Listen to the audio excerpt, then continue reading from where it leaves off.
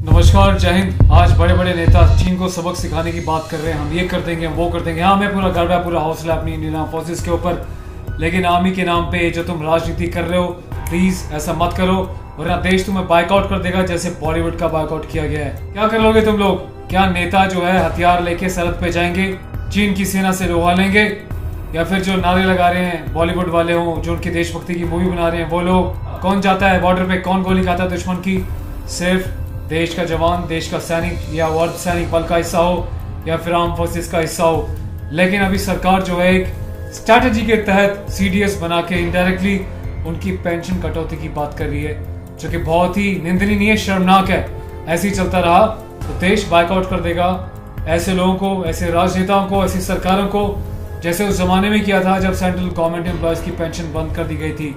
सरकार को एहसास बिल्कुल भी नहीं है कि एक सैनिक के सेक्रीफाइस के साथ अपनी ड्यूटीज को देता है।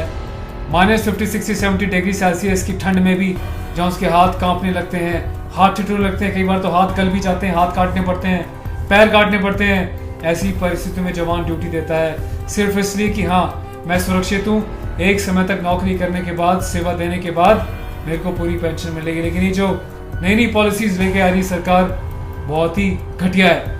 ये राजनेता लोग अपनी पेंशन क्यों नहीं रोक देते भाई? क्यों लाखों में इतनी भारी भरकम पेंशन लेते हो? चाहे वो कोई स्टेट गवर्नमेंट के नेता हो, एमएलएज हो, काउंसलर्स हो, एमपीज हो, क्यों आप लोग अपनी पेंशन लेते हो? इतने ही तुम देश की चिंता करते हो पैसा बचाने के लिए, तो अपनी पेंशन छोड़ दो ना।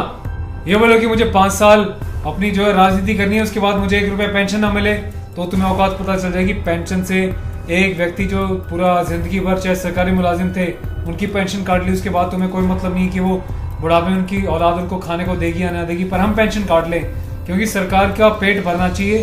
सरकारें खाती हैं, करप्शन करती हैं, डकार देती हैं, भुगतता कौन है? आम जनता, आम नागरिक देश का। बदले में देश को क्या मिलता है? टैक्स इतना पे किया जाता है, कहाँ हो जाता है? प्रधानमंत्री फंड में इतना जो है इमोशन होके हर एक व्यक्ति ने इतना दान किया, युवाओं ने दान किया, सैनिक के परिवारों ने पेंशन से पेट काट काट के गरीबी देखते हुए भी दान किया कि देश की उन्नति के लिए कुछ सहारा लगेगा। लेकिन आरटीआई लगाने पे उसका भी पता नहीं, जवाब नहीं मिलता। तो पैसा कहाँ जा रहा है? कौन सी इतनी नौबत आ गई कि अब तुम सेना की पेंशन काटने की पॉलिसीज बनाने लगे हो? मोदी साहब ऐसे तो बहुत बड़ी बड़ी बातें करते हो कि मैं चाय वाले का बेटा हूँ, मैं चाय वाला हूँ। अगर आप चाय वाले हो तो आपको पता होना चाहिए 2020 में नवंबर के महीने में 56 से 60 रुपए के बीच 1 लीटर दूध मिलता है फुल क्रीम का, मदर डेयरी का। वो बच्चा, गरीब बच्चा कैसे दूध पिएगा? जिसके परिवार को ना तो आप रोजगार दे रहे हो, जो पेंशन मिलती है उस पेंशन को भी काट लिया आपने सरकारी कर्मचारियों की।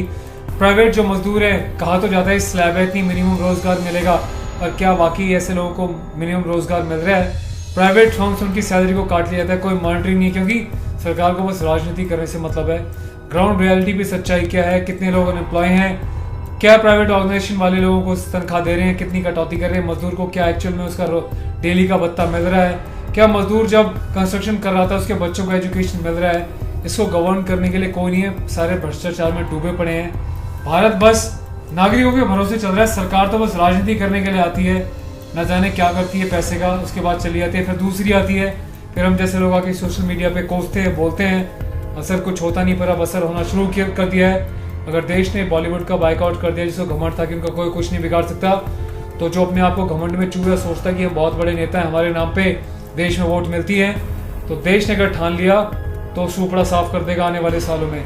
तो सुधर जाओ, देश के आर्म फोर्सेस के बारे में कुछ सोचो, और सैनिक बलों के बारे में कुछ सोचो, देश के युवाओं के बारे में, उनकी एम्प्लॉयमेंट के बारे में कुछ सोचो। -23+ GDP जा रही है, कहाँ क्या कर रहा है सिस्टम यार? करोड़ों का प्रकोप क्या हमारे हिंदुस्तान में, पूरे वर्ल्ड में नहीं है? लेकिन भ्रष्टाचार, नकली बातें करना, खुद अपनी मन की बातों से जो है जनता को बेवकूफ़ बना देना, जनता की बात को ना तो कभी सुनना ना उनको मानना। जीडी हो, एसएससी हो, या कोई भी पुरानी भर्तियों तक लोग अटके पड़े हैं, वो इंसाफ के लिए कभी जंतर मंतर पे, तो कभी कहीं आंदोलन छेड़ रहे हैं। क्यों ऐसा हो रहा है? कौन है इसका जिम्मेदार?